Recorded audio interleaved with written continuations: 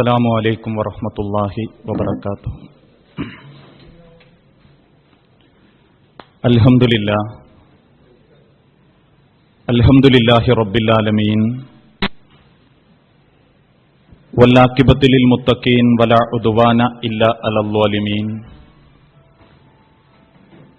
ونصلي ونسلم على أشرف الأنبياء والمرسلين نبينا محمد وعلى آله وأصحابه الفائزين برضا الله. اللهم صل على محمد وعلى آل محمد كما صليت على إبراهيم وعلى آل إبراهيم وبارك على محمد وعلى آل محمد كما باركت على إبراهيم وعلى آل إبراهيم إنك حميد مجيد. أعوذ بالله من الشيطان الرجيم. بسم الله الرحمن الرحيم. يا أيها الذين آمنوا اتقوا الله حق تقاته ولا تموتن إلا وأنتم مسلمون. بسم الله الرحمن الرحيم. لقد خلقنا الإنسان في أحسن تقويم ثم رددناه أسفل سافلين. رب اشرح لي صدري ويسر لي أمري. സ്നേഹാദരണീയരായ സത്യവിശ്വാസി വിശ്വാസിനി സുഹൃത്തുക്കളെ, സഹോദരങ്ങളെ, രക്ഷിതാക്കളെ, സഹപ്രവർത്തകരെ, സർവലോക രക്ഷിതാവായ അല്ലാഹുവിന്റെ നിയമങ്ങളെയും നിർദ്ദേശങ്ങളെയും അന്ത്യപ്രവാചകൻ മുഹമ്മദ് മുസ്തഫ റസൂലുള്ളാഹി സല്ലല്ലാഹു അലൈഹി വസല്ലമയുടെ ജീവിതചര്യകളും സ്വന്തം ജീവിതത്തിന്റെ എല്ലാ രംഗത്തും സൂക്ഷ്മതയോടെ സ്വീകരിച്ച് അല്ലാഹുവിന് ഇഷ്ടപ്പെട്ട ആത്മാക്കളുടെ കൂട്ടത്തിൽ ഉൾപ്പെടണമേ എന്ന് ആദ്യമായി ഉണർത്തുകയാണ്. നിസാരമാക്കുന്ന നിഷിദ്ധങ്ങൾ എന്ന വിഷയത്തിലെ ഏതാനും ചില കാര്യങ്ങളെക്കുറിച്ചാണ് ഈ അല്പസമയം പഠിക്കാനും പരിചയപ്പെടാനും നമ്മൾ ഉപയോഗപ്പെടുത്തുന്നത്. നാം ജീവിച്ചുകൊണ്ടിരിക്കുന്ന ഈ കാലഘട്ടത്തിൽ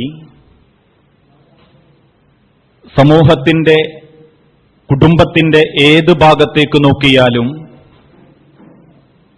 അധാർമികതകളുടെയും തിന്മകളുടെയും ഇസ്ലാം പഠിപ്പിക്കാത്ത ചില ആചാര അനുഷ്ഠാനങ്ങളിലൂടെയുമാണ് പല കുടുംബങ്ങളും വ്യക്തികളും മുൻപോട്ട് പോയിക്കൊണ്ടിരിക്കുന്നത്. ഏതൊക്കെ വ്യക്തികളിൽ ഈ പറയപ്പെട്ട വ്യത്യസ്ത രൂപത്തിലുള്ള അധാർമികതകളുണ്ടെങ്കിലും ഒരു വിഷയത്തിൽ മാത്രം എല്ലാവരും ഒരേപോലെ ചിന്തിക്കുന്നവരാണ്. അഥവാ ഇന്നത്തെ കാലഘട്ടത്തിൽ ആർക്കും ആരോടും ഒരു കമ്മിറ്റ്മെന്റുകളോ ഒരുമയോ ആ രൂപത്തിലുള്ള സ്നേഹപ്രകടനങ്ങളോ കാണിക്കാൻ സാധിക്കാറില്ല. അവനവന്റെ കുടുംബം, എന്റെ ജോലി, എന്റെ ചുറ്റുപാട്, എന്റെ മക്കൾ, എന്റെ സമ്പാദ്യം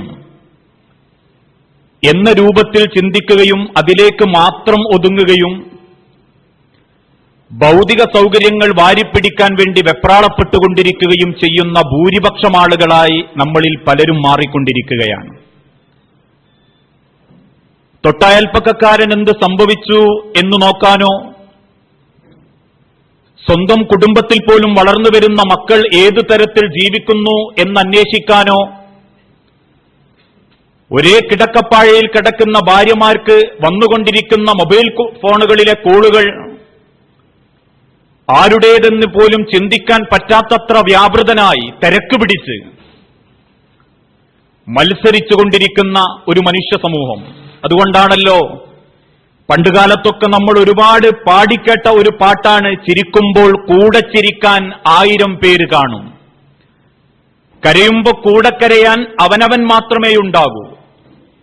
ഈ ഒരു പാട്ടിനെപ്പോലും ഇല്ലാതാക്കുന്ന രൂപത്തിൽ, അഥവാ അതിന്റെ അർത്ഥങ്ങളെപ്പോലും നശിപ്പിക്കുന്ന രൂപത്തിൽ ആർക്കും ആരോടും യാതൊരുവിധ കമ്മിറ്റ്മെന്റുകളും ഇന്നത്തെ കാലഘട്ടത്തിലില്ല. അതുകൊണ്ടാണല്ലോ റോഡരികിൽ ചോർന്ന വാർന്നൊലിച്ചു കിടക്കുന്ന ഒരു പാവപ്പെട്ട സഹോദരനെ സഹായിക്കാൻ പോലും മനസ്സാക്ഷി കാണിക്കാതെ തന്റെ തിരക്ക് പിടിച്ച ഭൗതിക ജീവിതത്തിന്റെ വാരിപ്പിടിക്കലുകൾക്ക് വേണ്ടി പറന്നു പോകുമ്പോ മനുഷ്യത്വമില്ലായ്മയുടെ, കാരുണ്യമില്ലായ്മയുടെ, ആർക്കും ആരോടും പ്രകടിപ്പിക്കാൻ പറ്റാത്ത ഒരുമയില്ലായ്മയുടെ വ്യത്യസ്ത രൂപത്തിലുള്ള അനവധി ചരിത്രങ്ങളാണ് ഓരോ ദിവസവും നമ്മൾ കേട്ടുകൊണ്ടിരിക്കുന്നത്. അതുകൊണ്ടാണ് ഞാൻ നേരത്തെ പാടിവച്ച പാട്ടും, ചിരിക്കുമ്പോ കൂടെ ചിരിക്കാൻ 1000 പേര് കാണും. പക്ഷെ ഇന്നത്തെ കാലഘട്ടത്തിൽ ചിരിക്കുമ്പം കൂടെ ചിരിക്കാൻ 1000 പേര് പോയിട്ട് സ്വന്തം കുടുംബത്തിൽപ്പെട്ട ആളുകൾ പോലും നമ്മുടെ കൂട്ടത്തിൽ ഉണ്ടാവില്ല. അതൊന്നറിയണമെങ്കിൽ തൊട്ട അയൽപ്പക്കത്തുള്ള കുടുംബക്കാരനോട് നമ്മളെ ഒരു സന്തോഷം അവതരിപ്പിച്ചു നോക്കൂ. എന്റെ മകന് ഇക്കഴിഞ്ഞ പരീക്ഷയിൽ 2ാം റാങ്കാണ് എന്ന് കേട്ടാൽ കേൾക്കുന്ന കുടുംബക്കാരനും അയൽവാസിക്കും അതൊരു തൃപ്തിയായി തോന്നുന്നില്ല. നിന്റെ സന്തോഷത്തിൽ പങ്കുചേരാൻ അവർക്ക് താല്പര്യമില്ല. എന്റെ മകന് അല്ലെങ്കിൽ എന്റെ മകൾക്ക് നല്ലൊരാലോചന വന്നിട്ടുണ്ട് എന്ന് കേട്ടാൽ അൽഹംദുലില്ലാ എന്ന് പറയാൻ പോലും മടിക്കുന്നവരാണ് പരസ്പരം ബന്ധപ്പെട്ട് ജീവിക്കുന്ന കുടുംബങ്ങളിൽപ്പെട്ട പല ആളുകളും. ആർക്കും ആരോടും ഒരു തരത്തിലുമുള്ള കമ്മിറ്റ്മെന്റുകളും ഇല്ലാത്തൊരു ജീവിതം.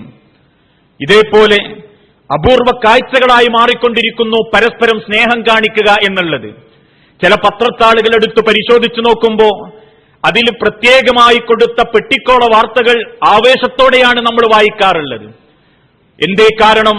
അപൂർവ വാർത്തകളെ അങ്ങനെ പെട്ടിക്കോളത്തിൽ കൊടുക്കാറുള്ളൂ. ഏതാനും ചില ദിവസങ്ങൾക്ക് മുൻപ് വന്നൊരു വാർത്ത, കോഴിക്കോട് സിറ്റിയിൽ ഓട്ടോയിൽ മറന്നുവെച്ച 1 ലക്ഷം രൂപയും അതിനോടനുബന്ധിച്ചിട്ടുള്ള ആധാരത്തിന്റെ കോപ്പികളും ഒരു മനുഷ്യന് ഏറ്റവും അനുയോജ്യമായി അല്ലെങ്കിൽ ആവശ്യമുള്ള ചില ഡോക്യുമെന്റുകളും തിരിച്ചു കൊടുത്ത് ഓട്ടോ ഡ്രൈവർ മാതൃകയായി എന്ന ഒരു വാക്ക്, ആ രൂപത്തിലുള്ള ഒരു വാർത്ത ഒരു പെട്ടിക്കോള വാർത്തയായി ജനങ്ങളുടെ ശ്രദ്ധ തിരിക്കുന്ന രൂപത്തിൽ കൊടുക്കേണ്ട ഒരു കാലഘട്ടം. എന്തുകൊണ്ടാണ് അതൊരു പ്രത്യേക വാർത്തയായി തീരുന്നത്? ഈ ലോകത്തുള്ള അനേകായിരം ആളുകൾക്കിടയിൽ മനുഷ്യത്വം കാണിച്ചവൻ വിരലിലെണ്ണാവുന്ന ഒരു ഓട്ടോക്കാരനായതുകൊണ്ട് അത് ജനം ആവേശത്തോടെ സ്വീകരിക്കുന്ന ഒരു പെട്ടിക്കോളങ്ങളായി തീർന്നുകൊണ്ടിരിക്കുന്നു. അതേപോലെ തന്നെ ഭർത്താവിന്റെ അടിയേറ്റ് മരിച്ച ഭാര്യയുടെ മൃതശരീരം ആശുപത്രി അധികൃതർ വിട്ടുകൊടുക്കാതിരുന്നപ്പോ ആ ആശുപത്രിയിലെ ബില്ല് കെട്ടാൻ വേണ്ടി അവിടെ പാറാവ് നിന്നിരുന്ന അപർണയെന്ന ഒരു പെണ്ണ് തന്റെ കയ്യിൽ കിടക്കുന്ന 2 വളകൾ ഊരിക്കൊടുത്ത് അതുകൊണ്ട് ആ പെണ്ണിന്റെ മൃതശരീരം വിട്ടുകിട്ടാൻ വേണ്ടി പരിശ്രമിച്ചു എന്ന വാർത്ത ഒരു അരപ്പേജ് വാർത്തയായിട്ടാണ് പത്രമാധ്യമങ്ങൾ ആഘോഷിച്ചിട്ടുള്ളത്. എന്തേ കാരണം? ആ പത്രവാർത്തകൾ വായിക്കുമ്പോ നമ്മളിലുള്ള ചില ആളുകൾ വിലയിരുത്താറുണ്ട്, അങ്ങനെ ഓട്ടോയിൽ മറന്നുവെച്ച എന്തെങ്കിലും തിരിച്ചു കൊടുത്തത് ഒരു മുസ്ലിം പേരാണെങ്കിൽ നമ്മളാ കൂട്ടരെ അങ്ങനെ ചെയ്യൂ എന്നാവേശപ്പെടുക എന്നല്ലാതെ എന്തുകൊണ്ടതൊരു പെട്ടിക്കോള വാർത്തയായി എന്ന് ചിന്തിക്കുകയും ആ ചിന്തയിലൂടെ അതിന്റെ കാരണം കണ്ടെത്തുകയും ചെയ്യുന്നിടത്താണ് ഒരു മനുഷ്യന്റെ ഹൃദയത്തിന്റെ നന്മയും അവന്റെ പാരത്രിക ലോക നേട്ടവും അവന് കണ്ടെത്താൻ സാധിക്കുക. കാരണം ഈ ലോകത്ത് പലരും ചെയ്യാത്തത് ഒരാൾ ചെയ്യുമ്പോ അതൊരു വലിയ വിഷയമായി മാറിക്കൊണ്ടിരിക്കുന്നു. പല നിഷിദ്ധമായ പ്രവർത്തനങ്ങളെയും നമ്മൾ നിസ്സാരവൽക്കരിക്കപ്പെട്ടുകൊണ്ടിരിക്കുന്നു. റോഡരികിൽ നിന്ന് കിട്ടുന്ന പണം അത് നമുക്ക് ഉപയോഗിക്കാമെന്ന തെറ്റിദ്ധാരണ മുസ്ലിം സമൂഹത്തിനുണ്ട്. ആരോടും പറയാതെ വീണ് കിട്ടിയ സാധനമല്ലേ, അത് പേനയാവാം, പണമാവാം, അയൽപ്പക്കക്കാരന്റെ മാങ്ങയാവാം, അല്ലെങ്കിൽ തേങ്ങയാവാം, എന്താവട്ടെ വീണ് കിട്ടുന്നത് ഭാഗ്യം പോലെയാ എന്ന് ചിന്തിച്ചുകൊണ്ട് ഇസ്ലാം പഠിപ്പിച്ച മര്യാദകളൊന്നും ആ വിഷയത്തിൽ ഇടപെടുത്താത്ത ആളുകളുണ്ട്. ഒരു വർഷം അത് പരിചയപ്പെടുത്തുകയും പരസ്യപ്പെടുത്തുകയും വീണുകിട്ടിയ സാധനത്തെക്കുറിച്ച് കൃത്യമായ തെളിവുമായി വരുന്നവന് ആ വീണുകിട്ടിയ സാധനം തിരിച്ചേൽപ്പിക്കണമെന്നും ഒരു വർഷം കഴിഞ്ഞിട്ട് തിരിച്ചു വന്നിട്ടില്ല എങ്കിൽ അത് നിങ്ങൾക്ക് ഉപയോഗപ്പെടുത്താമെന്നും അങ്ങനെ കൃത്യമായ മാർഗം വീണുകിട്ടുന്ന സാധനങ്ങളെ പറ്റിപ്പോലും ഇസ്ലാം കൃത്യമായി സമൂഹത്തെ പഠിപ്പിച്ചിട്ടുണ്ട്, മുസ്ലിം സമുദായത്തെ ഓർമ്മപ്പെടുത്തിയിട്ടുണ്ട്.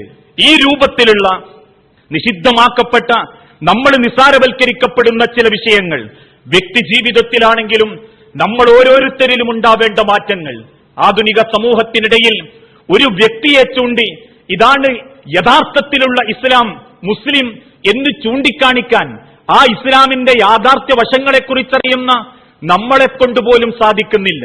അഥവാ ഒരു മുജാഹിദുകാരനായ, ഒരു മുസ്ലിമായ, മുഅ്മിനായ എന്നെക്കൊണ്ട് ഈ സമുദായത്തിൽ എന്താണ് ഇസ്ലാം എന്ന് ഓർമ്മപ്പെടുത്തുന്ന ഒരു പ്രവർത്തനമോ ജീവിതമോ സംസ്കാരമോ സ്വഭാവമഹിമയോ എനിക്കെന്റെ സമൂഹത്തിനോ ഞാനുമായി ബന്ധപ്പെടുന്ന എന്റെ കൂട്ടുകാർക്കോ ഞാനുമായി ഇടപെടുന്ന എന്റെ സഹപ്രവർത്തകർക്കോ ഞാൻ ക്ഷണിക്കുന്ന എന്റെ പ്രബോധിത സമൂഹത്തിനോ എന്നെ ഒരു മാതൃകയാക്കാൻ സാധിക്കുന്നില്ലെങ്കിൽ പിന്നെ എങ്ങനെയാ മനുഷ്യരെ നമ്മൾക്ക് ഈ സമൂഹത്തിൽ ആദർശ പ്രബോധനത്തെ വിജയകരമായ രൂപത്തിലെത്തിക്കാൻ സാധിക്കുക?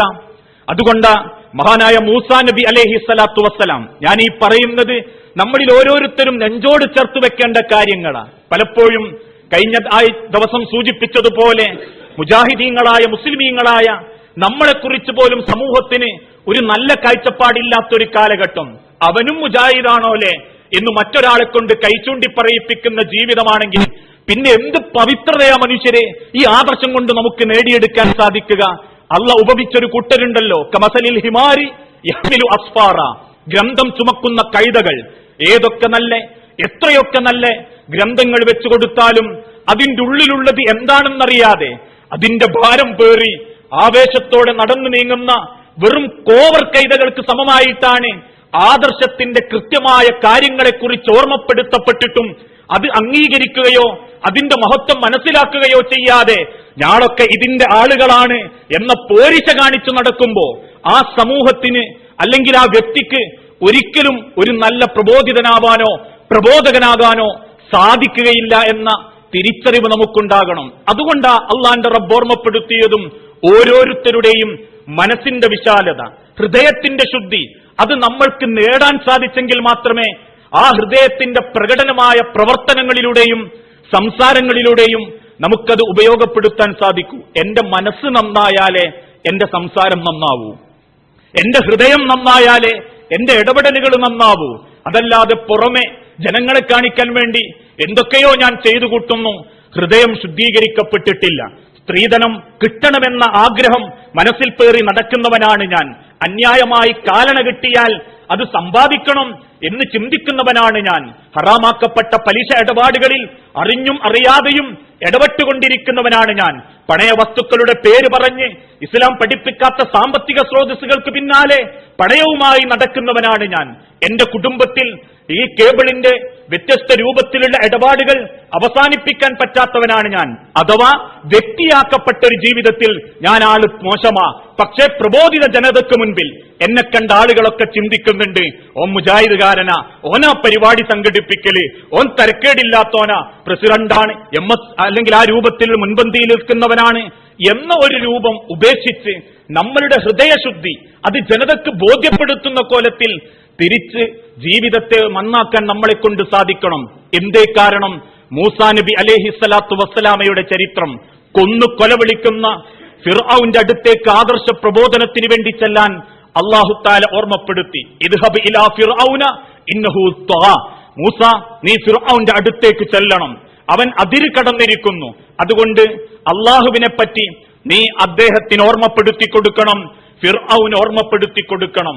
അഥവാ ആൾബലവും സംഘബലവും കായിക ബലവും സാമ്പത്തിക ബലവുമുള്ള ഫിർഔന്റെ അടുത്തേക്ക് പുറപ്പെടാൻ വേണ്ടി അള്ളാഹ് കൽപ്പിച്ചപ്പോ മൂസാ നബി അലൈഹിസ്സലാത്തു വസ്സലാം അള്ളാഹുവിനോട് ചോദിച്ചതെന്താ? അള്ളാഹുവേ, ആ ഫിർഔനോട് എതിരിടാൻ എനിക്കൊരു സൈന്യത്തെ വേണം എന്നല്ല മൂസാ നബി അലൈഹിസ്സലാത്തു വസ്സലാം ചോദിച്ചത്. എന്റെ വംശ പരമ്പരയിൽ ഞാനൊരു ദരിദ്രനായതുകൊണ്ട് അത്യാവശ്യം സാമ്പത്തിക ചുറ്റുപാടുകൾ എനിക്ക് നൽകണം എന്നല്ല മൂസാ നബി അലൈഹിസ്സലാത്തു വസ്സലാമ പ്രാർത്ഥിച്ചത്. മറിച്ച് എന്തേ ഓർമ്മപ്പെടുത്തി ചോദിച്ചത്? റബ്ബിശ്റഹ് ലീ സ്വദിരി, റബ്ബിശ്റഹ് ലീ സ്വദിരി, എന്റെ മനസ്സിന് ഒരു വിശാലത നൽകണം റബ്ബേ, ഒരു നല്ല മനസ്സ് അതെനിക്ക് നൽകണം റബ്ബേ. മുഹമ്മദ് റസൂലുള്ളാഹി സല്ലല്ലാഹു അലൈഹി വസല്ലമയെ പറ്റി അല്ലാഹു തആല പ്രയോഗിച്ചതെന്താ? അലം നശ്റഹ് ലക സദ്റക്, നിന്റെ മനസ്സിന് ഞാൻ വിശാലത നൽകിയിട്ടില്ലയോ? അഥവാ ഏതൊരു സമൂഹത്തിന്റെ മുൻപിലും ഏതൊരു മനുഷ്യനെയും ഉന്നതനാക്കുന്നത് അവന്റെ ഹൃദയത്തിന്റെ ശുദ്ധിയാണ്, മനസ്സിന്റെ നന്മയാണ്. ആ നന്മ നേടിയെടുക്കാൻ നമ്മളെ കൊണ്ട് സാധിക്കേണ്ടതുണ്ട്. അതാണ് റബ്ബ് ഓർമ്മപ്പെടുത്തിയതും നാളെ മഹിശറാ ലോകത്ത് ഓരോരുത്തരും അള്ളാന്റെ കോടതിയിലേക്ക് കടന്നു വരും. എന്റെ സഹോദരങ്ങൾ ഓരോരുത്തരും എന്റെ വാപ്പയായിട്ടാണ് ഞാൻ സംസാരിക്കുന്നത്, എന്റെ സഹോദരനായിട്ടാണ് നമ്മളോട് സംസാരിക്കുന്നത്. നാളെ പാരത്രിക ലോകത്ത് അള്ളാഹുവിന്റെ മഹ്ശറയിൽ ഓരോരുത്തരായി നിർത്തപ്പെടുമ്പോ ഓരോരുത്തരും ചെയ്തുകൂട്ടിയ അമലിന്റെ പേരിൽ ആവേശത്തോടെ നിൽക്കുന്നവരായിരിക്കും. ആ കൂട്ടത്തിൽപ്പെട്ട ചിലരോട് അല്ലാഹു തആല ഓർമ്മപ്പെടുത്തും, തസ്ലാ നാറുൻ ഹാമിയ, ആളിക്കത്തുന്ന നരകത്തിന്റെ തീജ്വാലകളിലേക്കാണ് നിനക്ക് പതിക്കാനുള്ളത്. അത്ഭുതത്തോടെ ഈ ചരിത്രം ഓർമ്മപ്പെടുത്തിയപ്പോ അള്ളാഹുവിന്റെ റസൂലിന്റെ സഹാബത്ത് ചോദിച്ചു, അള്ളാഹുവിന്റെ തിരുദൂതരെ, ആരാണ് അക്കൂട്ടർ? റസൂലുള്ള ഓർമ്മപ്പെടുത്തി, നമസ്കരിച്ചവരാണവർ, നോമ്പനുഷ്ഠിച്ചവരാണവർ, ഇസ്ലാമിക പ്രബോധന രംഗത്ത് സജീവമായി ഇടപെട്ടവരാണവർ, സകാത്ത് കൊടുക്കാൻ വേണ്ടി അതിന്റെ താൽപര്യത്തോടെ മുൻപോട്ട് ചെന്നവരാണവർ. എന്നിട്ടും എങ്ങനെ അവർ അള്ളാഹുവിന്റെ നരകത്തിലെത്തി? ഇല്ലാമൻ അത്തല്ലാ, അവർ അള്ളാഹുവിന്റെ അടുത്തേക്ക് വന്നത് ബികൽബിൻ സലീം, കറകളഞ്ഞ അങ്ങേയറ്റം ശുദ്ധമായ ഒരു മനസ്സുമായിട്ടല്ലാത്തതുകൊണ്ട് അവർക്ക് അല്ലാഹു നരകമാണ് വാഗ്ദാനം ചെയ്യുക. ഒരുപാട് നമ്മൾ ചിന്തിക്കേണ്ട ഒരു വിഷയമാണിത്. ഹൃദയം കൈവിട്ടുപോയാൽ, മനസ്സിന്റെ നന്മ നേടിയെടുക്കാൻ പറ്റിയിട്ടില്ലെങ്കിൽ, പിന്നീട് നാം ചെയ്യുന്ന ഒരമലുകൾ പോലും പാരത്രിക ലോകത്ത് നമുക്ക് കണ്ടെത്താൻ സാധിക്കുകയില്ല എന്ന ഓർമ്മ നമ്മളിൽ ഓരോരുത്തർക്കും ഉണ്ടാകണം. അങ്ങനെ ഒരു മനുഷ്യന്റെ ഹൃദയത്തിൽ ഇന്ന് പിടികൂടിക്കൊണ്ടിരിക്കുന്ന ഒരു മാരക വിപത്താണ് മനുഷ്യന്റെ അത്യാഗ്രഹം എന്നത് രൂപത്തിലുള്ള ചിന്ത. സമ്പാദ്യത്തിൽ അത്യാഗ്രഹം, ഇടപെടലുകളിലും വാഹന സൗകര്യങ്ങളിലും വീടുകളിലും അത്യാഗ്രഹിച്ചുകൊണ്ട് നടക്കുന്ന മനുഷ്യൻ, അത്യാഗ്രഹത്തിന്റെ മനസ്സുമായി മനക്കോട്ടകൾ കെട്ടി ജീവിതം മുൻപോട്ട് നീട്ടിക്കൊണ്ടിരിക്കുന്ന ആളുകൾ. മോഹങ്ങളാണ് ചില ആളുകളെ ജീവിക്കാൻ പ്രേരിപ്പിക്കുന്നത്. മുൻപ് കാലത്തൊക്കെ പറയാറില്ലേ, കടലിലെ ഓളത്തിനും കരളിലെ മോഹത്തിനും ഒടുക്കല്ല എന്ന് പറയുന്നത് പോലെ മനുഷ്യൻ മനസ്സിൽ സങ്കല്പിച്ചു കൂട്ടുന്നത് നേടിയെടുക്കണമെന്ന വാശി പിടിച്ച് മത്സരിക്കുന്നത് കൊണ്ടാ ഇവിടെ കൊള്ളവെപ്പും പിടിച്ചുപറിയും കൈക്കൂലിയും പലിശ ഇടപാടുകളും വ്യാപിക്കാനുള്ള കാരണം. അത്യാഗ്രഹിയായ മനുഷ്യന്റെ ജീവിതങ്ങളെപ്പറ്റി അള്ളാഹുവിന്റെ പ്രവാചകൻ കൃത്യമായി തന്റെ സമുദായത്തെ ഓർമ്മപ്പെടുത്തി കൊടുത്തിട്ടുണ്ട്. ഒരാളുടെ ഹൃദയത്തിൽ ആഗ്രഹമുണ്ടാകാം, പക്ഷെ ആ ആഗ്രഹം അള്ളാഹുവിന്റെ നിയമങ്ങൾക്കും നിയന്ത്രണങ്ങൾക്കും അതിരുകടന്നാൽ അത് അത്യാഗ്രഹമായി മാറുകയും അത്യാഗ്രഹികൾ ഒരിക്കലും റബ്ബിന്റെ സ്വർഗത്തിന്റെ ഉടമകളാവില്ല എന്നും വിശുദ്ധ ഖുർആനിലൂടെ ലോകത്തിന്റെ റസൂലുള്ള ഓർമ്മപ്പെടുത്തുകയും ചെയ്തു. ലൗ അന്ന ലിബ്നി ആദമ വാദിയൻ മിൻ ദഹബിൻ, ആദമിന്റെ മക്കൾക്ക് സ്വർണത്തിന്റെ ഒരു തായ്വര കൊടുത്താൽ തീർച്ചയായും അഹബ്ബ അൻ യകൂന ലഹു വാദിയാൻ, രണ്ടാമതൊന്നും കൂടി കിട്ടാൻ അവൻ ആഗ്രഹിച്ചുകൊണ്ടിരിക്കും. രണ്ടാമത്തേത് കിട്ടുമോ എന്നുള്ള മാർഗം അവൻ അന്വേഷിക്കും. വലൻ യംലഉ ഫാഹു ഇല്ല തുറാബ്, മണ്ണവന്റെ വായിൽ കടക്കുന്നതുവരെ. അഥവാ ഇത് ആദമിന്റെ മക്കളിൽപ്പെട്ട കപടന്മാരെ പറ്റിയ റസൂലുള്ള ഓർമ്മപ്പെടുത്തിയത്. ഈ ഒരു സ്വഭാവം നമ്മളിലുണ്ടോ എന്ന് ആവർത്തിച്ച് നമ്മൾ ഓർമ്മിക്കേണ്ടതുണ്ട്. അത്യാഗ്രഹപ്പെട്ട ഒരു മനസ്സാണോ എന്റേത്? കാര്യങ്ങളെ മിതത്വത്തോടെ സമീപിക്കാൻ സാധിക്കാറുണ്ടോ എനിക്ക്?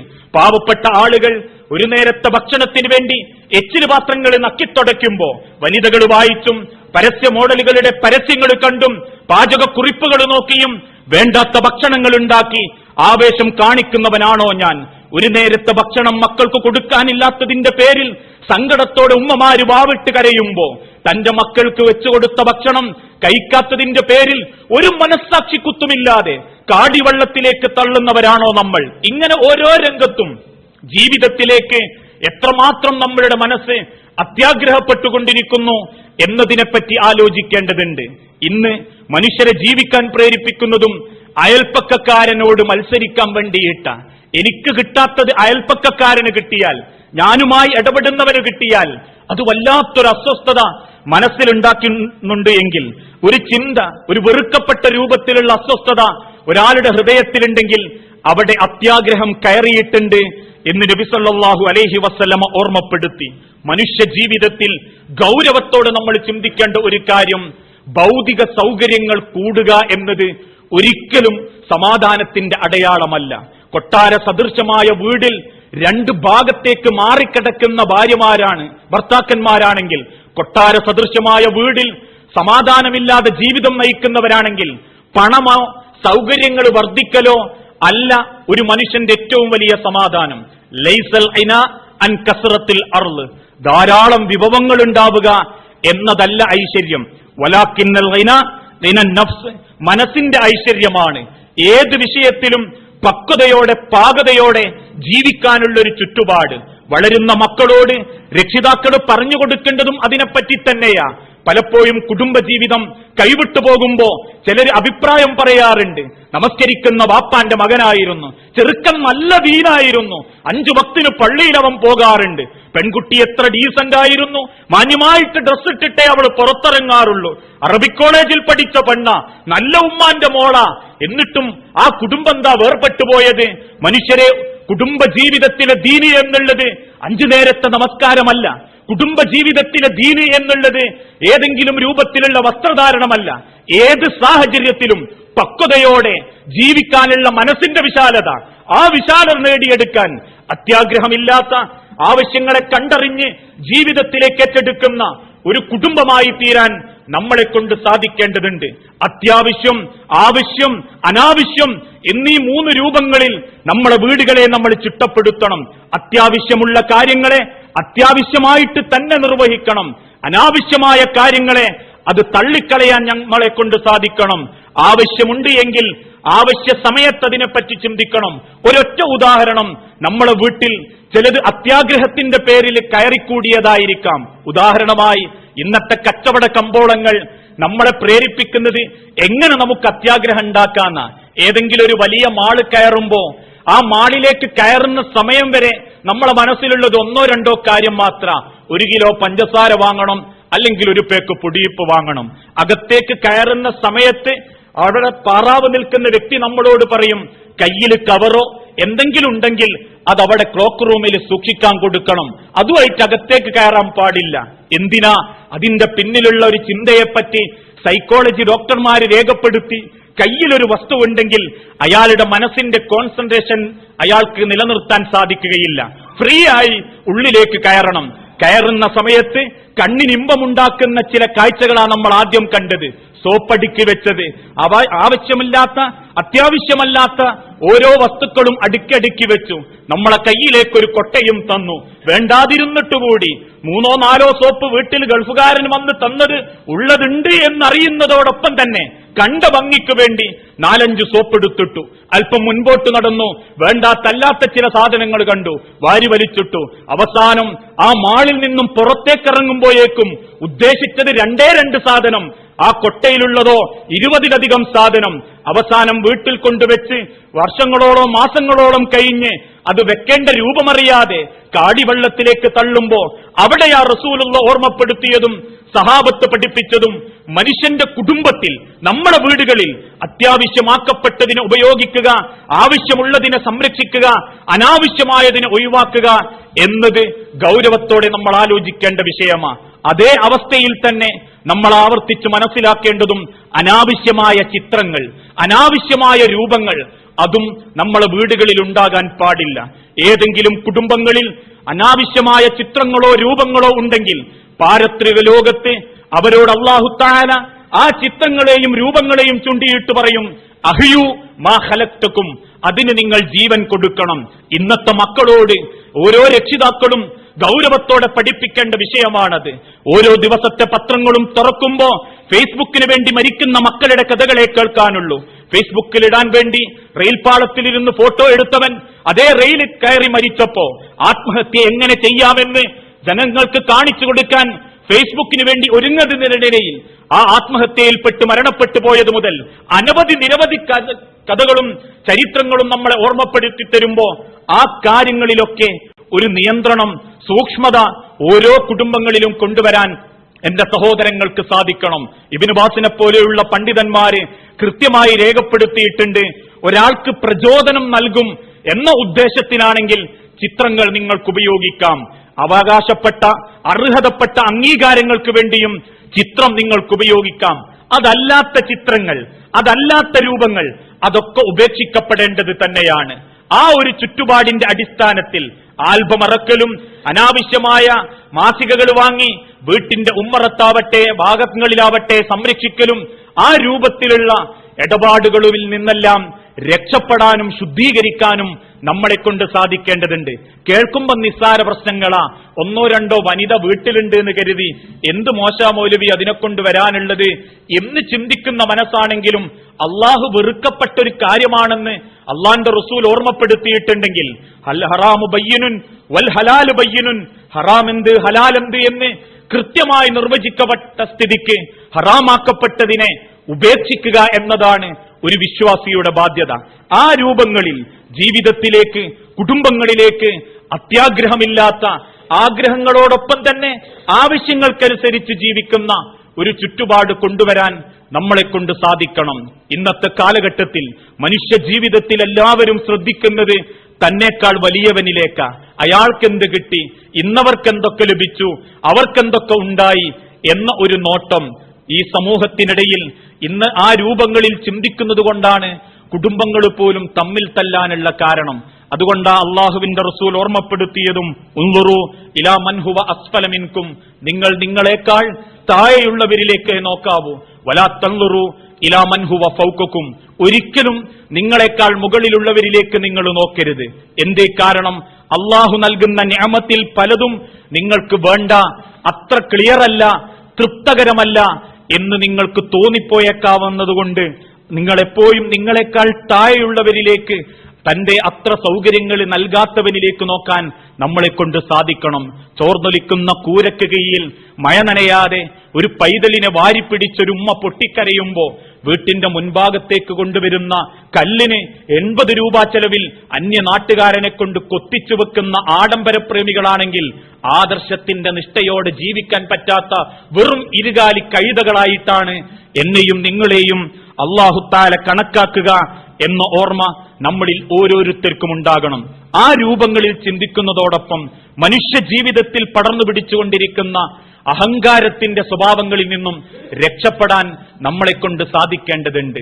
അൽ കിബ്റു ബത്തറുൽ ഹഖി വഗംതുന്നാസി, ഒരു മനുഷ്യ ജീവിതത്തിൽ അഹങ്കാരികളായിക്കൊണ്ടിരിക്കുന്ന, എന്തിനോടും ഏതിനോടും പുച്ഛ മനോഭാവവും ആ രൂപത്തിൽ മറ്റൊരുത്തനെ വാക്കാലും പ്രവൃത്തിയാലും ജയിക്കാൻ വേണ്ടി മത്സരിച്ചു കൊണ്ടിരിക്കുന്ന ആളുകൾ, അഹങ്കാരികളായ വ്യക്തികൾ, ആ ജീവിത പ്രവർത്തനങ്ങളിൽ ഗൗരവത്തോടെ നമ്മൾ ഓർമ്മിക്കേണ്ട ഒരു വിഷയം, ഈ ഭൂമിയിലെ ഏറ്റവും വലിയ അഹങ്കാരം എന്താണ് എന്ന് ഈ ഭൂമിക്ക് കാണിച്ചു കൊടുത്തവൻ അള്ളാഹുവിന്റെ എതിരാളി പിശാചാണ് എന്ന ഓർമ്മ അഹങ്കാര സ്വഭാവങ്ങളിൽ നിന്ന് മാറി നിൽക്കാൻ നമ്മളെ പ്രേരിപ്പിക്കണം. വഇദ് ഖാല റബ്ബുക ലിൽ മലായികതി ഇന്നി ജാഇലുൻ ഫിൽ അർളി ഖലീഫ എന്ന് തുടങ്ങുന്ന ആയത്തിൽ അള്ളാഹുവിന്റെ വിശുദ്ധ ഖുർആൻ ഓർമ്മപ്പെടുത്തിയ ഒരു കാര്യം, അള്ളാഹു തആല സുജൂദ് ചെയ്യാൻ കൽപ്പിച്ചപ്പോ എല്ലാവരും സുജൂദ് ചെയ്തു, ഇല്ലാ ഇബ്ലീസ അബാ വസ്തക്ബറ വകാന മിനൽ കാഫിരീൻ, അവൻ കാഫിരീങ്ങളുടെ കൂട്ടത്തിൽപ്പെട്ട അഹങ്കാരിയായതുകൊണ്ടാണ് അതവൻ ചെയ്യാതെ മാറി നിന്നത് എന്ന് വിശുദ്ധ ഖുർആൻ ഓർമ്മപ്പെടുത്തുന്നുണ്ടെങ്കിൽ, അഹങ്കാര സ്വഭാവങ്ങളിൽ നിന്ന് സംസാരം കൊണ്ടോ സ്വഭാവം കൊണ്ടോ പെരുമാറ്റം കൊണ്ടോ നമ്മളുടെ ഒരു സ്വഭാവം മറ്റൊരാളെ അസ്വസ്ഥനാക്കാൻ പാടില്ല. അതൊരു നോട്ടമാണെങ്കിലും ശരി. ചില വ്യക്തികളുടെ മുഖം കോട്ടലുകൾ പലപ്പോഴും മറ്റൊരു വ്യക്തിക്ക് മാനസികമായി സങ്കടം ഉണ്ടാക്കാറുണ്ട്.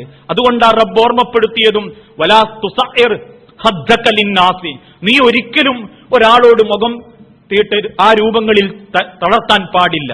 നമ്മൾ സംസാരിച്ചു കൊണ്ടിരിക്കുന്നതിനിടയിൽ ഒരു വ്യക്തി കയറി വരുമ്പോൾ പോലും മാന്യമായി അയാളുടെ മുഖത്തേക്ക് നോക്കാനും പുഞ്ചിരിക്കാനും പഠിപ്പിച്ച മതമാണ് ഇസ്ലാം. വന്ന വ്യക്തി ആരാവട്ടെ, ഏത് രൂപത്തിലുള്ളവനാവട്ടെ, നമുക്ക് വെറുപ്പുണ്ടാക്കുന്നവനാകട്ടെ, അവനോട് കവിൾ കൊട്ടിയിട്ടുള്ളൊരു വർത്തമാനം, മുഖം തിരിച്ചിട്ടുള്ളൊരു വർത്തമാനം അത് നടത്താൻ പാടില്ല എന്ന് ഇസ്ലാം കൃത്യമായി പഠിപ്പിച്ചു. ആ സ്വഭാവം ഞാൻ പ്രകടിപ്പിക്കുന്ന വ്യക്തിക്ക് അറിഞ്ഞാലും ശരി അറിഞ്ഞിട്ടില്ലെങ്കിലും ശരി, ഒരാൾ കയറി വരുമ്പോ ഞാൻ അയാളെ മൈൻഡില്ലാതെ ഇഷ്ടല്ലാതെ ഒരു സ്വഭാവത്തിൽ മുഖം തിരിച്ചു കളഞ്ഞു, കയറി വന്നോനത് തോന്നിയിട്ടില്ല, അതല്ല എന്റെ കുറ്റം. ഞാൻ ആ സ്വഭാവം കാണിച്ചിട്ടുണ്ടെങ്കിൽ അയാൾക്കറിഞ്ഞുപോലും അയാളത് അനുഭവിച്ചിട്ടില്ല പോലും, എന്നാലും ഞാൻ അള്ളാഹുവിന്റെ കണ്ണിൽ കുറ്റവാളിയാണ്. കാരണം അബസ വതവല്ല എന്ന സൂറത്തുൽ അബസയുടെ പിന്നിലുള്ള ചരിത്രം അബ്ദുല്ലാഹിബ്നു ഉമ്മി മക്തൂം റളിയല്ലാഹു അൻഹു തന്റെ റസൂലുള്ളാന്റെ നേരെ നോക്കി, അല്ലിംനി യാ റസൂലല്ലാ, എനിക്കെന്തെങ്കിലും പഠിപ്പിച്ചു തരണം റസൂലേ എന്ന് വിളിച്ചു പറഞ്ഞു. 3 തവണ പറഞ്ഞു. 3 തവണയും റസൂലുള്ള അബ്ദുല്ലാന്റെ നേരെ നോക്കി, പ്രമാണിമാരായ ആളുകളുടെ നേരെ നോക്കി. അബ്ദുല്ലാന്റെ നേരെ പോണോ അതല്ല പ്രമാണിമാർക്ക് സ്ഥാനം കൊടുക്കണോ? അവസാനം പ്രമാണിമാർക്ക് സ്ഥാനം കൊടുത്തു. അള്ളാഹുവിന്റെ റസൂൽ തന്റെ നേരെ നോക്കിയോ, റസൂലുള്ളാഹിക്ക് ചോദ്യം ഇഷ്ടപ്പെട്ടോ ഇല്ലയോ എന്നൊന്നും അബ്ദുല്ലാ റളിയല്ലാഹു അൻഹു കണ്ടിട്ടില്ല. കാരണം അദ്ദേഹം അന്ധനാണ്. തിരിച്ചദ്ദേഹം പള്ളിയിലേക്ക് നടന്ന് മണിക്കൂറുകൾക്ക് ശേഷമാണ് അല്ലാഹു തആല ആയത്ത് അവതരിപ്പിച്ചത്. അബസ വതവല്ല, നീ മുഖം ചുളിച്ചു അല്ലേ റസൂലേ. ആ ആയത്ത് അവതരിക്കുന്ന സമയത്താണ് അബ്ദുല്ലാഹിബ്നു ഉമ്മി മക്തൂം പോലും അറിയുന്നത് അള്ളാഹുവിന്റെ പ്രവാചകൻ എന്നോട് മുഖം തിരിച്ചതാണ് എന്ന്. കണ്ണു കാണാത്ത അന്ധനായ അബ്ദുല്ലാഹിബ്നു ഉമ്മി മക്തൂം ആ സന്ദർഭത്തിലാണ് തിരിച്ചറിഞ്ഞതെങ്കിൽ ആ ചരിത്രത്തിൽ നിന്നും നമുക്കുള്ള പാഠം, നാം പ്രകടിപ്പിക്കുന്ന സ്വഭാവം പ്രകടിപ്പിക്കപ്പെടുന്ന വ്യക്തി അറിയുന്നു പോലും അറിയാതിരുന്നു പോലും ഒരാളുടെ മനസ്സിൽ നിന്ന് ആ സ്വഭാവം പുറത്തേക്ക് വരാൻ പാടില്ല. അത് അത്യാഗ്രഹമാണെങ്കിലും അഹങ്കാരമാണെങ്കിലും തന്റെ ജീവിത പ്രവർത്തനങ്ങൾക്കിടയിൽ തറവാടിന്റെ മഹിമ കൊണ്ടാണെങ്കിലും സാമ്പത്തിക ഭദ്രത കൊണ്ടാണെങ്കിലും ഏതൊക്കെ ദുനിയാവിലെ സുഖസൗകര്യങ്ങളെ കൊണ്ടാണെങ്കിലും എളിമയുള്ള തെളിമയാർന്ന അങ്ങേയറ്റം വിനീതനായിട്ടുള്ളൊരു ജീവിതമാണ് ഏത് രംഗത്തും നമ്മൾ ഓരോരുത്തരും നടപ്പിലാക്കേണ്ടത്. ഈ ദുനിയാവിൽ അല്ലാഹു തആല അനുഗ്രഹിച്ചുകൊണ്ടിരിക്കുമ്പോ ആ അനുഗ്രഹങ്ങളെപ്പറ്റി വിനയത്തോടെ ചിന്തിക്കാനും അത്യാഗ്രഹമില്ലാതെ അതിനെ ഉപയോഗപ്പെടുത്തുന്നതോടൊപ്പം അർഹതപ്പെട്ടവരിലേക്ക് അത് എത്തിക്കാനുമുള്ള മനസ്സിന്റെ വലുപ്പമാണ് ഒരു വിശ്വാസിയുടെ ഏറ്റവും നല്ല യോഗ്യത. അതുകൊണ്ടാണല്ലോ മഹാനായ ഹുബൈബ് റളിയല്ലാഹു അൻഹുവിന്റെ ചരിത്രം. ആരാ ഹുബൈബ് റളിയല്ലാഹു അൻഹു? കൂഫയിലെ ഗവർണറായിരുന്ന സഈദ് റളിയല്ലാഹു അൻഹുവിനെ പറ്റി നാട്ടുകാർ 4 പരാതി പറഞ്ഞു. ഒന്ന്, നേരം വെളുത്ത് 10 മണിക്ക് പുറത്തു വരൂ. രണ്ടാമത്തേത്, ആഴ്ചയിൽ ഒരിക്കൽ കാണാറില്ല. മൂന്നാമത്തേത്, രാത്രി അയാളെ കാണാറേയില്ല. നാലാമത്തേത്, എപ്പോഴെങ്കിലും അദ്ദേഹത്തെ ജനങ്ങൾക്കിടയിൽ പലപ്പോഴും ബോധം കെട്ടുവീഴുന്നത് കാണാറുണ്ട്. ഇടക്കിടക്ക് നടക്കുന്നതിനിടയിൽ സഈദ് റളിയല്ലാഹു അൻഹു ബോധം കെട്ടുവീഴും. ആ സന്ദർഭത്തിലാ ഉമർ ഇബ്നുൽ ഖത്താബ് റളിയല്ലാഹു അൻഹു ചോദിച്ചു, അല്ല സഈദേ, എന്തേ ഈ കാരണങ്ങളൊക്കെ? അതിന് 4ാമത്തെ കാരണം ഹുബൈബ് റളിയല്ലാഹു അൻഹുവിന്റെ ചരിത്രത്തെ പറ്റിയ ഓർമ്മപ്പെടുത്തുന്നത്. സഈദ് റളിയല്ലാഹു അൻഹു ഓർമ്മപ്പെടുത്തി, അല്ലയോ അമീറുൽ മുഅ്മിനീൻ ഉമർ ഇബ്നുൽ ഖത്താബ്, എനിക്കാദ്യം ജോലി ഹുബൈബിന്റെ യജമാനന്റെ കൂടെയായിരുന്നു. ആ ഇസ്ലാമിലേക്ക് വരാത്ത കാലഘട്ടത്തിൽ അന്ന് വിശ്വാസിയായ ഹുബൈബിനെ അദ്ദേഹത്തിന്റെ യജമാനനും എന്റെയും യജമാനനുമായ ആ വ്യക്തി ചുട്ടുപഴിച്ച പരവതാനിയിൽ മലർത്തിക്കിടത്തി എന്നിട്ട് വരിഞ്ഞുകെട്ടി ഉരുകിപ്പോയ അദ്ദേഹത്തിന്റെ പുറം ഭാഗങ്ങളിൽ വീണ്ടും കത്താൻ ഉപയോഗിച്ച വിറകുകൊള്ളിയെടുത്ത് കുത്തി രസിക്കുമ്പോ വേദന കൊണ്ട് പൊളഞ്ഞ് സങ്കടത്തോടെ കരയുന്ന ഹുബൈബിന്റെ കണ്ണുനീര് കാണുമ്പോ ഞാൻ അറിയാതെ ബോധം കെട്ടുപോകും. എനിക്ക് അദ്ദേഹത്തെ സഹായിക്കാൻ പറ്റിയില്ലല്ലോ എന്നാലോചിക്കുമ്പോ ഞാൻ അറിയാതെ പടഞ്ഞ് എന്റെ സങ്കടം കൊണ്ട് ഞാൻ ബോധം കെട്ടുപോകല. ആ ഹുബൈബ് റളിയല്ലാഹു അൻഹു വാർദ്ധക്യത്തിലേക്കെത്തി മക്കയിൽ ഒരു ചെറിയ കച്ചവടം തുടങ്ങി. വമ്പിച്ച ലാഭം കുമിഞ്ഞുകൂടിയപ്പോ മദീനത്തെ പള്ളിയിൽ വന്ന് ഹുബൈബ് റളിയല്ലാഹു അൻഹു കരയാൻ തുടങ്ങി. കണ്ടു നിൽക്കുന്ന ആളുകളൊക്കെ ചോദിച്ചു, എന്തേ ഹുബൈബ് റളിയല്ലാഹു അൻഹുവിന്റെ മറുപടി, എന്റെ കച്ചവടം ലാഭത്തിലാ, എനിക്ക് വമ്പിച്ച ലാഭം കിട്ടുന്നു. ആളുകൾ ചോദിച്ചു, ഹുബൈബേ, നിനക്ക് നല്ലൊരു വീടില്ലല്ലോ, നിനക്ക് സ്വന്തമെന്ന് പറയാൻ വാരിപ്പിടിച്ചതൊന്നുമില്ലല്ലോ, പിന്നെന്തിനാ നീ സങ്കടപ്പെടുന്നത്? ഹുബൈബ് റളിയല്ലാഹു അൻഹുവിന്റെ തിരിച്ചുള്ള മറുപടി, ഇസ്ലാമിന്റെ മാർഗത്തിൽ അള്ളാഹുവിന്റെ റസൂലിന്റെ കൂടെ ഒരുപാട് ഞാൻ കഷ്ടപ്പെട്ടിട്ടുണ്ട്. ഖന്തക്കിന്റെ മണ്ണിൽ ഒട്ടിയ വയറുമായി ആ കിടങ്ങ് ഞാൻ കുഴിച്ചിട്ടുണ്ട്. എടുത്താൽ പൊങ്ങാത്ത പാറക്കല്ല് തലയിലേറ്റി ഞാൻ നടന്നിട്ടുണ്ട്. പല രാത്രികളിലും വിശപ്പിന്റെ കാഠിന്യം കൊണ്ട് മക്കയിലെ മദീനത്തെ തെരുവിലൂടെ ഞാൻ നടന്നിട്ടുണ്ട്. ആ നടത്തത്തിനിടയിൽ കാലെന്തിലെങ്കിലും തട്ടിപ്പോയാൽ ആ തട്ടിപ്പോയ വസ്തു എടുത്തു നോക്കാതെ ഞാൻ കടിച്ചു തിന്നിട്ടുണ്ട്. അങ്ങനെ തിന്നുന്ന ഭക്ഷണത്തിനിടയിൽ പലപ്പോഴും ഈത്തപ്പന തടികളായിരുന്നു എന്ന് ഞാൻ പിന്നീട് അറിഞ്ഞിട്ടുണ്ട്. അതൊക്കെ ഞാൻ ചെയ്തത് പാരത്രിക ലോകം, അള്ളാഹുവിന്റെ കോടതി, അവിടെ രക്ഷപ്പെടണം എന്ന ഉദ്ദേശത്തിലാ. പക്ഷേ എന്റെ കച്ചവടം ലാഭത്തിലാകുമ്പോ, വിചാരിക്കാത്ത സ്വത്തുക്കൾ കിട്ടുമ്പോ എനിക്കൊരു പേടി, പാരത്രിക ലോകത്ത് അള്ള നൽകാൻ ഉദ്ദേശിച്ചതിൽ പെട്ടതാണോ അള്ള ദുനിയാവിൽ തന്നു തീർക്കുന്നത് എന്നെനിക്ക് പേടി തോന്നുന്നു. അതുകൊണ്ട് വേണ്ട, ഞാൻ എന്റെ കച്ചവടം മതിയാക്കുന്നു എന്ന് പറഞ്ഞ ആ സൂക്ഷ്മത, അത്യാഗ്രഹമില്ലാതെ ആഗ്രഹങ്ങൾക്ക് മുൻപിൽ പാരത്രിക ലോകമാണ് ആഗ്രഹം എന്ന ചിന്തയോടെ ജീവിക്കുന്ന റസൂലുള്ളാന്റെ പ്രിയപ്പെട്ട സ്വഹാബത്ത്. കാരണം അള്ളാഹുവിന്റെ തിരുദൂതൻ അതാണ് ആ സമുദായത്തെ പഠിപ്പിച്ചു കൊടുത്തത്. പുറംഭാഗത്ത് ഈത്തപ്പന ഓലകളുടെ വടുകൾ കണ്ട് ചുവന്നു തടുത്ത റസൂലുള്ളാന്റെ പുറംഭാഗം കണ്ട് ഉമർ ഇബ്നുൽ ഖത്താബ് ചോദിച്ചില്ലേ, അള്ളാഹുവിന്റെ തിരുദൂതരെ, പരിപരുത്തമെത്ത ഷാമിൽ നിന്നും കൊണ്ടുവരപ്പെട്ട അങ്ങേയറ്റം സുഖങ്ങളുള്ള ഒരു മെത്ത ഞാൻ നിങ്ങൾക്ക് തരട്ടെയോ? പുഞ്ചിരിയോടെ ഉമറിന്റെ തോളത്ത് തട്ടിയിട്ട് റസൂലുള്ള ഓർമ്മപ്പെടുത്തി, കുൻ ഫി ദുനിയ കഅന്നക ഗരീബൻ ഔ ഫി ഗാബിറിസ് സബീൽ. മോനെ ഉമറേ, ഈ ദുനിയാവിൽ നമ്മളൊരു പരദേശി മാത്രമാ. 2000 മുൻപോ അല്ലെങ്കിൽ 19 വർഷങ്ങൾക്ക് മുൻപോ നമ്മൾ ഈ ലോകത്തില്ലായിരുന്നു. ഇനിയൊരു 100 വർഷങ്ങൾ കഴിഞ്ഞാൽ ഈ ലോകത്താരൊക്കെ വന്നു എന്ന് പോലും തിരിച്ചറിയപ്പെടാത്ത രൂപത്തിലായാലും നമ്മൾ ഈ ലോകത്തുണ്ടായിക്കൊള്ളണമെന്നില്ല. അതേയുള്ളൂ മനുഷ്യന്റെ ജീവിതം.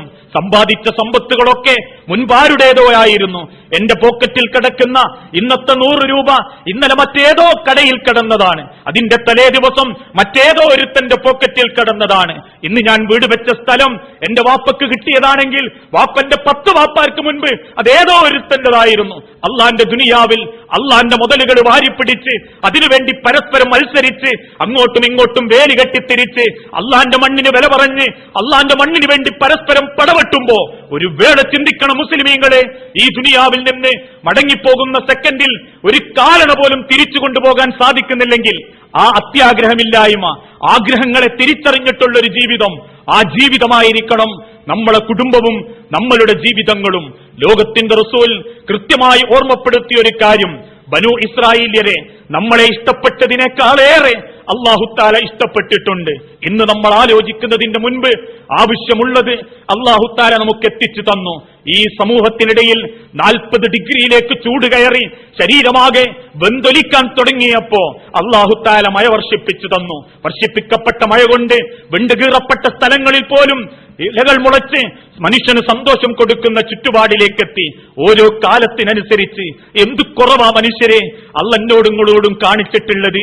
എന്തെങ്കിലും ഒരു കുറവ്? 5 വയസ്സുകാരന്റെ വിവരമാണോ ഈ 25 വയസ്സുകാരന്? 25 വയസ്സുകാരന്റെ വിവരമാണോ 50 വയസ്സുകാരന്? ഒരു കുറവും അള്ള നമ്മളോട് കാണിച്ചിട്ടില്ല. നട്ടപ്പാതിരെ നേരത്ത് കിടന്നിറങ്ങുമ്പോ ബിസ്മിക്കല്ലാഹുമ്മ അഹ്യാ വ അമൂതു, നാദാ നിന്റെ കൈകളിലേക്ക് ഒരു മരണമെന്ന സ്ഥിതിക്ക് ഞാൻ എന്റെ ആത്മാവിനെ ഏൽപ്പിച്ചു തരുന്നു റബ്ബേ എന്ന് പറയാൻ മറന്നിട്ടുകൂടി നേരം വെളുക്കുമ്പോ അവരുടെ ആവശ്യങ്ങൾ പൂർത്തീകരിക്കാനും നമ്മളെ സന്തോഷത്തിനും വേണ്ടി ജീവൻ തിരിച്ചു തന്ന നാഥൻ, ആ നാഥൻ എന്തു കുറവാ മനുഷ്യരെ നമ്മളെ ദുനിയാവിൽ നമ്മളോട് ചെയ്തിട്ടുള്ളത്? ഓരോന്നും കാലത്തിനനുസരിച്ച് ആവശ്യത്തിനനുസരിച്ച് എത്തിച്ചു തരുന്ന നാഥൻ, ആ അള്ളാഹുവിൻ നമ്മളെക്കാളേറെ സ്നേഹിച്ച ഒരു കൂട്ടരുണ്ടായിരുന്നു ഈ ദുനിയാവിൽ. മൂസാ നബി അലൈഹിസ്സലാത്തു വസ്സലാമയുടെ ബനു ഇസ്രായേല്യരായ ആളുകൾ. വലഖദ് ഇഖ്തർനാഹും അലാ ഇൽമിൻ അലൽ ആലമീൻ, ലോകരെക്കാളേറെ അള്ളാഹ് തെരഞ്ഞെടുത്ത ഇഷ്ടപ്പെട്ട ഒരു ജനത. അവരെന്ത് ചോദിച്ചോ അള്ളാഹു അത് അവർക്ക് നൽകിയിട്ടുണ്ട്. ഫിർഔനിൽ നിന്നും രക്ഷപ്പെടുത്തി ജീവിക്കാനുള്ള അവകാശം നൽകി. മറ്റൊരു നാട്ടിലേക്ക് രക്ഷപ്പെടുത്തപ്പെട്ടപ്പോ അവർക്ക് അധ്വാനിക്കാതെ ആകാശത്ത് നിന്ന് മന്നവ സൽവ അല്ലാഹുത്താല ഇറക്കിക്കൊടുത്തു. അവർക്ക് ഓരോരുത്തർക്കും ഓരോ തെളിനീര് വേണമെന്ന് പറഞ്ഞപ്പോ ഫൻഫജറത്തിൻ സ്നത അശറ ഐന, പാറക്കെട്ടിൽ നിന്ന് 12 വിഭാഗങ്ങൾക്കായി 12 അരുവികൾ അല്ലാഹുത്താല ഒരുക്കിക്കൊടുത്തു. അവരെന്ത് ചോദിച്ചോ അത് അല്ലാഹുത്താല കൊടുത്തിട്ടുണ്ട്. അവർക്ക് കക്കിരി വേണം, കക്കിരി വേണം, വെള്ളരി വേണം എന്നാവശ്യപ്പെട്ടപ്പോ അതും അല്ലാഹുത്താല കൊടുത്തു. അവർ ചോദിച്ചത് ഓരോന്നും അല്ലാഹുത്താല കൊടുത്തപ്പോ കിട്ടുന്നതിനനുസരിച്ച് അവരെ സ്വഭാവം മാറാൻ തുടങ്ങി. അവർ ഓരോന്നും അള്ളാഹുവിനോട് ധിക്കാരം പ്രവർത്തിക്കാൻ തുടങ്ങി. അതിലാദ്യം അള്ളാഹ് അവരോട് ഓർമ്മപ്പെടുത്തി, നിങ്ങൾ ശനിയാഴ്ചത്തെ ദിവസം ആരാധനയ്ക്ക് വേണ്ടി പള്ളിയിലേക്ക് പോകണം, മീൻ പിടിക്കാൻ പോകാൻ പാടില്ല. അതവർ ലംഘിച്ചു. വീണ്ടും അള്ളാഹു അവരെ ടെസ്റ്റ് ചെയ്തു നോക്കി, നിങ്ങൾ അള്ളാഹുവിന്റെ മാർഗത്തിൽ ഒരു മൃഗത്തെ ബലിയറുക്കണം. അവര് ചോദിച്ചു, കറുത്തത് വേണോ, വെളുത്തത് വേണോ, നീല വേണോ, ചുവപ്പ് വേണോ എന്ന് പരിഹാസത്തിന്റെ ചോദ്യം അവർ ചോദിച്ചു. അത് കേട്ട ഉടനെ ലോകത്തിന്റെ റബ്ബ് അവരെ ശപിച്ചു, കൂനു ഖിറദത്തൻ ഖാസിഈൻ, നിന്ദ്യരായ കുരങ്ങന്മാരായി പോകട്ടെ.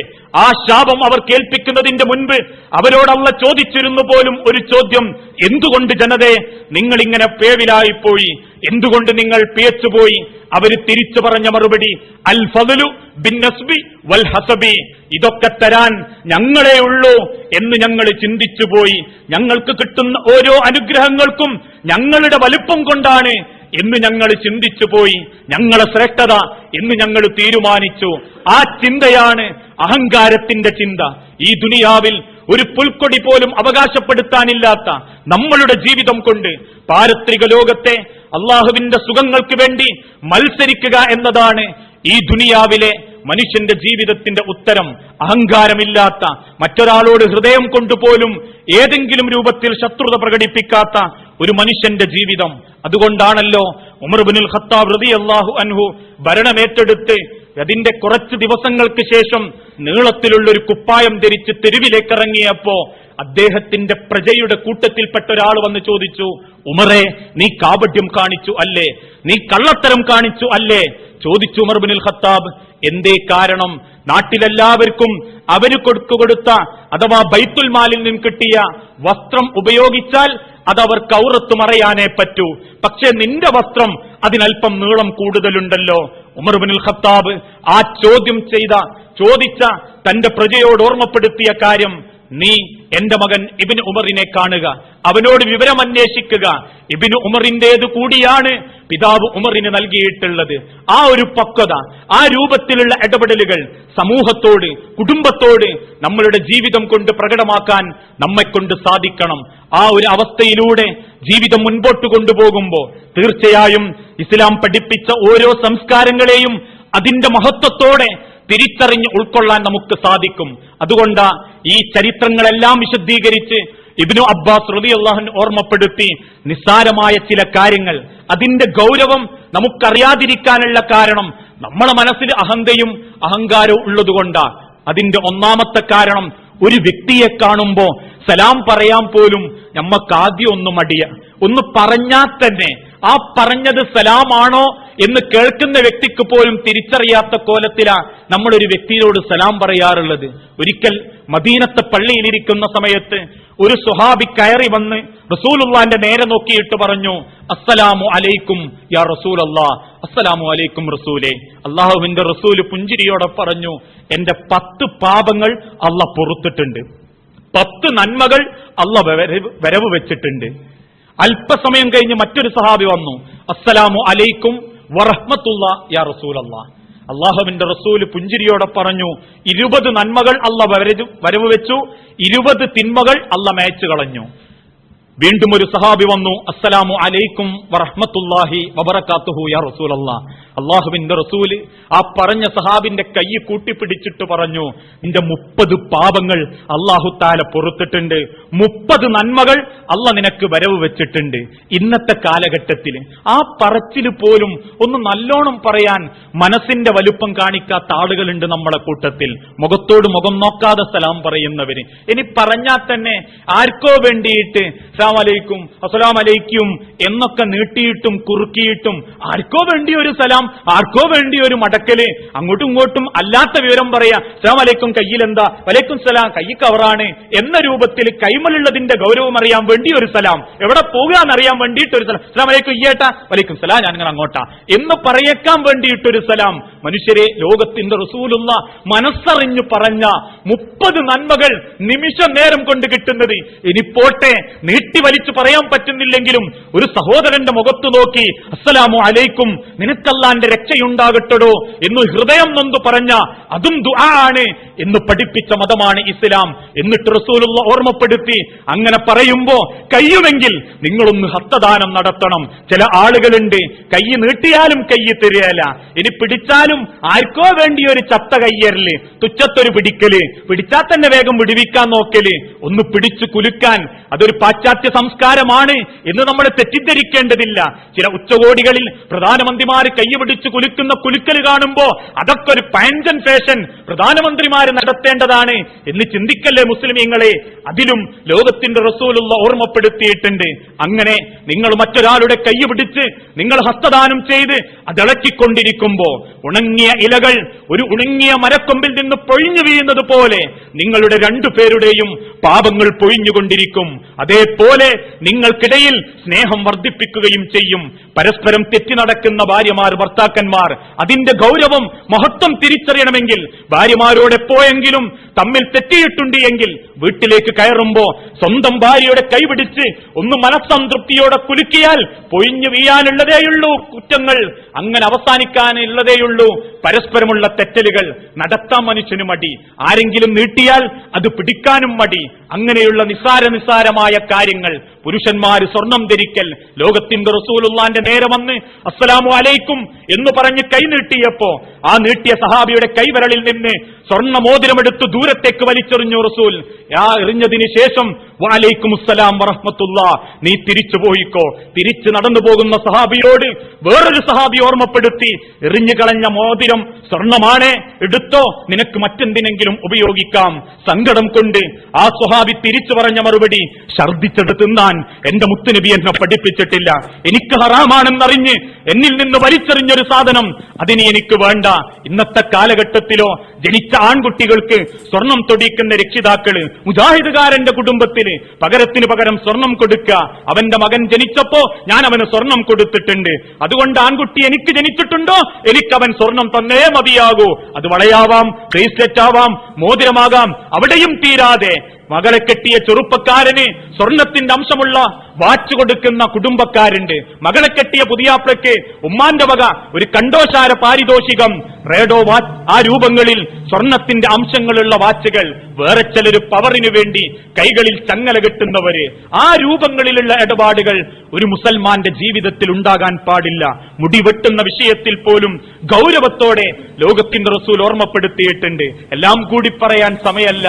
ഞാൻ സൂചിപ്പിക്കപ്പെട്ടത്, നേരം വെളുക്കുമ്പോ താൻ എഴുന്നേൽക്കുന്ന എഴുന്നേൽപ്പിൽ നിന്ന് വലതുഭാഗത്തേക്ക് ചെരിഞ്ഞ് അൽഹംദുലില്ലാഹില്ലദീ അഹ്യാനാ ബഅദമാ അമാതനാ വഇലൈഹിൻ നുശൂർ, പുണ്യം ഒന്ന് രേഖപ്പെടുത്തപ്പെട്ടു. മുറ്റത്തേക്ക് ഇറങ്ങിയിട്ടില്ല, അകഭാഗത്ത് ചുറ്റിക്കളിക്കുന്നേയുള്ളൂ. ബാത്റൂമിലേക്ക് കയറണം. ആ ബാത്റൂമിലേക്ക് കയറുന്നതിന്റെ മുൻപ് അള്ളാഹു പഠിപ്പിച്ച, റസൂലുള്ള ഓർമ്മപ്പെടുത്തിയ ദിക്റുകൾ ചൊല്ലുക. പുണ്യം 2. അങ്ങനെ കയറുമ്പോ, അങ്ങനെ അകത്തേക്ക് കയറി പുറത്തേക്കിറങ്ങുമ്പോ, അങ്ങനെ ഓരോ സമയത്തും കാലുകളുടെ അടയാളങ്ങള്. അതിനുശേഷം ബ്രഷ് എടുത്തു, ആ ബ്രഷ് വലതുഭാഗത്തേക്ക് കൊണ്ടുപോയി, പുണ്യം രേഖപ്പെടുത്തപ്പെട്ടു. അതിനുശേഷം മുഖം കഴുകി വലതുഭാഗം കൊണ്ടാരംഭിച്ചു, പുണ്യം രേഖപ്പെടുത്തപ്പെട്ടു. പുറത്തേക്കിറങ്ങി വസ്ത്രമെടുത്തു, അതിന്റെ വലത്തെ കൈ ആദ്യം ധരിച്ചു, പുണ്യം രേഖപ്പെടുത്തപ്പെട്ടു. പുറത്തേക്കിറങ്ങി ചെരുപ്പ് ധരിക്കണം, വലത്തെ ചെരുപ്പ് ആദ്യം ധരിച്ചു, പുണ്യം രേഖപ്പെടുത്തി. വീട്ടിന്റെ ഉമ്മറത്തേക്ക് ഇറങ്ങുമ്പോ തവക്കൽതു അലല്ലാഹ് ലാ ഹൗല വലാ ഖുവത ഇല്ലാ ബില്ലാഹ്, പുണ്യം രേഖപ്പെടുത്തപ്പെട്ടു. അങ്ങനെ വലത്തെ കാല് പുറത്തേക്ക് വെച്ച് റബ്ബിൽ തവക്കുൽ ചെയ്ത് വീട്ടുകാരനോട് സലാം പറഞ്ഞ് വാഹനത്തിൽ കയറി സുബ്ഹാനല്ലദീ സഖറ ലനാ, പുണ്യങ്ങളുടെ ഘോഷയാത്ര. ഇതൊന്നും ഒരല്പം ശ്രദ്ധ കാണിച്ചാൽ നേടിയെടുക്കാൻ പറ്റുന്നതായിരുന്നിട്ടുകൂടി എന്തൊക്കെയോ കാരണങ്ങളുടെ പേരിൽ ദുനിയാവിലെ ആഗ്രഹങ്ങളും അത്യാഗ്രഹങ്ങളും അഹങ്കാരങ്ങളും ഹൃദയത്തിൽ പേറിയപ്പോ ഒക്കെ ഇല്ലാണ്ടായിക്കൊണ്ടിരിക്കുക മനുഷ്യന്റെ ജീവിതത്തിൽ നിന്ന്, അവന്റെ ചിന്തയിൽ നിന്ന്. അതുകൊണ്ടൊന്ന് മാറുക. അവനവന് പരത്രിക ലോകത്തേക്ക് ചെല്ലുമ്പോ അള്ളാഹുവിന്റെ കോടതിയിൽ കാണിക്കാൻ നമ്മൾ ചെയ്തു കൂട്ടുന്ന നന്മകളെ ഉണ്ടാകൂ എന്ന തിരിച്ചറിവോടെ തന്നെ ജീവിതത്തിൽ നിസാരമായി കളയുന്ന നിഷിദ്ധമാക്കപ്പെട്ട കാര്യങ്ങളിൽ നിന്ന് മാറി നിൽക്കുന്നതോടൊപ്പം നിസാരമാക്കപ്പെട്ട സുന്നത്തുകളെ ആവേശത്തോടെ സ്വീകരിക്കാനും നമുക്ക് സാധിക്കണം. ആ രൂപത്തിൽ ചിന്തിക്കുകയും ജീവിതത്തെ ചിട്ടപ്പെടുത്തുകയും ചെയ്യുന്ന യഥാർത്ഥ വിശ്വാസികളുടെ കൂട്ടത്തിൽ ഉൾപ്പെടുക. ഒരൊറ്റ കാര്യം കൂടി, അങ്ങനെ ജീവിക്കുന്ന ജീവിത പ്രവർത്തനങ്ങൾക്കിടയിൽ മരിച്ചു പോകുമ്പോ നമുക്കൊരു വിശ്വാസമുണ്ടണം. ഒരാളോട് പോലും ഞാനൊരു വേണ്ടാത്തത് ചെയ്തിട്ട് ജീവിതം കൊണ്ട് ഒരാൾക്ക് പോലും മാനഹാനിയോ എന്നോടൊരു വെറുപ്പ് തോന്നുന്ന സ്വഭാവമോ അറിഞ്ഞുകൊണ്ട് ചെയ്തിട്ടില്ല എന്ന ഒരു റാഹത്ത് ഒരാളുടെ ഹൃദയത്തിൽ ഉണ്ടാവണം. അതാണ് റബ്ബ് ഓർമ്മപ്പെടുത്തിയതും മനസ്സിന്റെ വിശാലത. ആ വിശാലത നേടിയെടുക്കാൻ നമ്മൾ ഓരോരുത്തരും പരിശ്രമിക്കുക. കാരണം